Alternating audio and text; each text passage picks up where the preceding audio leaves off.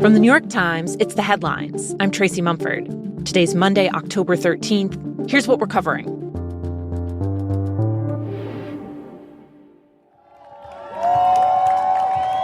This morning, Hamas released all of the remaining living hostages held in Gaza. In Israel, crowds gathered to cheer and wave along a road leading to a military base, where some of the hostages were transferred for initial checks and to be reunited with their families. The 20 hostages had been held since October 7th, 2023, and they included Israeli soldiers and people who'd been abducted from a music festival. Their release is a crucial part of a ceasefire deal that Israel and Hamas agreed to last week. Hamas is also required to return the remains of roughly 24 hostages who have died, though it's unclear how quickly that will happen. In exchange, today, Israel began releasing nearly 2,000 Palestinian prisoners. Many were bused to the Israeli-occupied West Bank, where they stepped off the bus into a cheering crowd.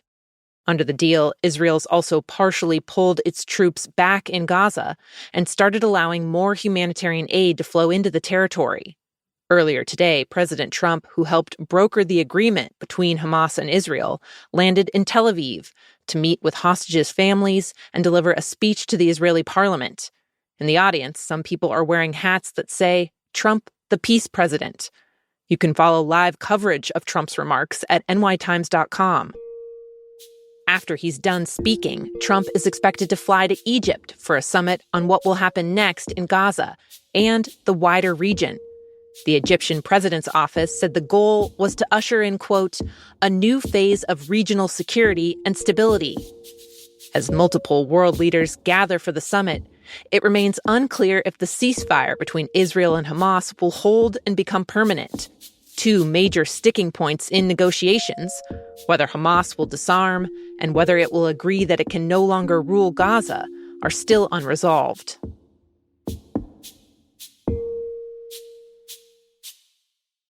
It's day 13 of the government shutdown, and across the country, more and more Americans are beginning to feel the impact. In some Native American communities, key medical services like diabetes monitoring have been canceled. Veterans have seen regional benefits offices close, and many of the country's fruit and vegetable farmers don't have access to crucial information about what government programs they'll be able to rely on as they plan for next year's crops. At the same time, many federal workers got what will be their last paychecks on Friday until the government reopens. And thousands of other government workers have lost their jobs altogether. Can you assess how significant these job cuts will be? Well, the longer it goes on, the more significant they're going to be. And to be clear, some of these cuts are going to be painful. This is not a situation that we relish. This is not something that we're looking forward to. On Friday, the White House began following through on its threat to use the shutdown to fire federal workers, eliminating more than 4,000 positions across multiple agencies, including the Departments of the Treasury and Health and Human Services. The process has been somewhat chaotic, though. On Friday night, the administration mistakenly fired hundreds of scientists at the CDC, some of whom specialized in measles and Ebola outbreaks. The administration then spent the weekend scrambling to bring some of them back. At the moment, lawmakers remain deadlocked over any effort to reopen the government. Republicans need at least some Democratic support to pass their proposed temporary spending bill, but Democrats say they're holding out for concessions on health care funding.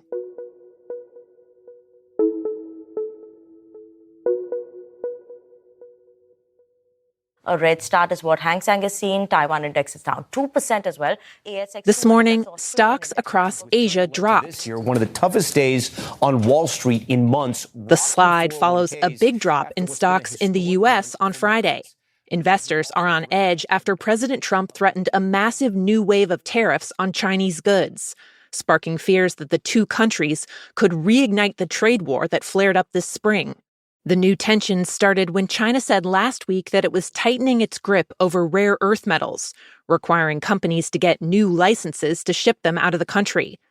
Those minerals are crucial for making computer chips and batteries, and China dominates production of them. Its factories process roughly 90% of the global supply. For example, it's the only place in the world that refines samarium, a material used in American F-35 fighter jets and a wide range of missiles. Trump denounced China's move as sinister and hostile and said the U.S. will put a 100% tariff on all products from China. That's on top of existing surcharges that he's imposed of at least 30%. He also threatened to call off the in-person talks he's scheduled to have this month with the Chinese president on the sidelines of an economic conference in South Korea. Meanwhile, despite the tensions over trade, there was a little breakthrough in U.S.-China relations this past week in basketball.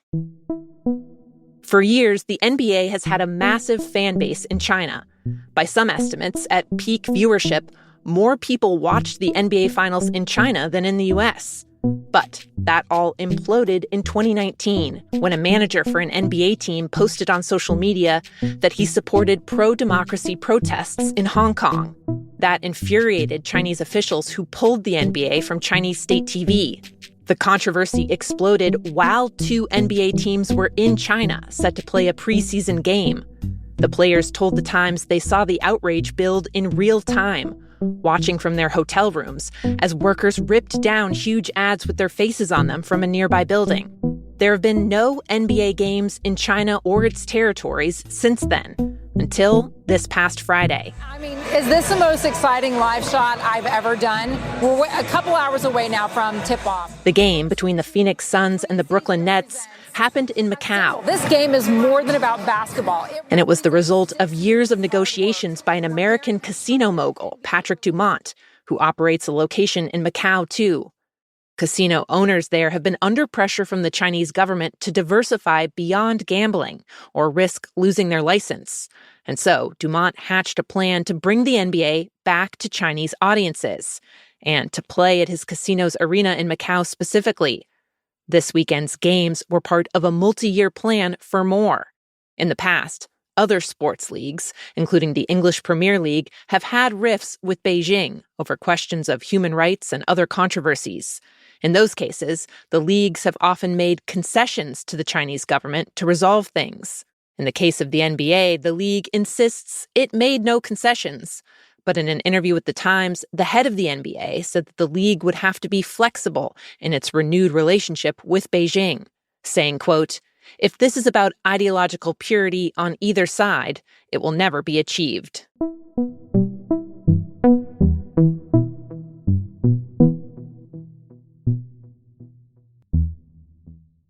And finally, today on the federal calendar is Columbus Day. Post offices are closed, a lot of banks are shut. But across the country, more than a dozen states and cities mark today as Indigenous Peoples' Day. There's been a long-time push not to celebrate Columbus, the Italian navigator who sailed to the Americas in 1492, by people who point to the violent colonization that followed his arrival. In 2020, statues of Columbus became a flashpoint during racial justice protests after the murder of George Floyd.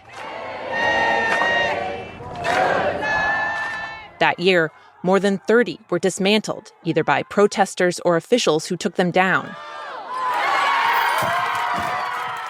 5 years later, The Times has been looking at where those statues ended up. Boston's Columbus statue, which was beheaded, ended up being repaired and relocated to a church garden. Baltimore's was dumped in the harbor by protesters, but the pieces have since been fished out to be used to make a replica. Other Columbus statues have found new homes at museums or Italian-American social clubs. Italian-American groups have helped with a lot of the restorations and relocations. For them, Columbus is a part of their heritage. A lot of Columbus statues were originally put up years ago as symbols of Italian pride, at a time when Italian immigrants faced discrimination in the U.S. Meanwhile, some cities have decided to put up new statues altogether where Columbus used to be. Newark, New Jersey put up a monument to Harriet Tubman. San Antonio, Texas put up a statue of the patron saint of seafarers. And in New Haven, Connecticut, a bronze statue was unveiled last year that depicts an Italian immigrant family. Those are the headlines. I'm Tracy Mumford. We'll be back tomorrow.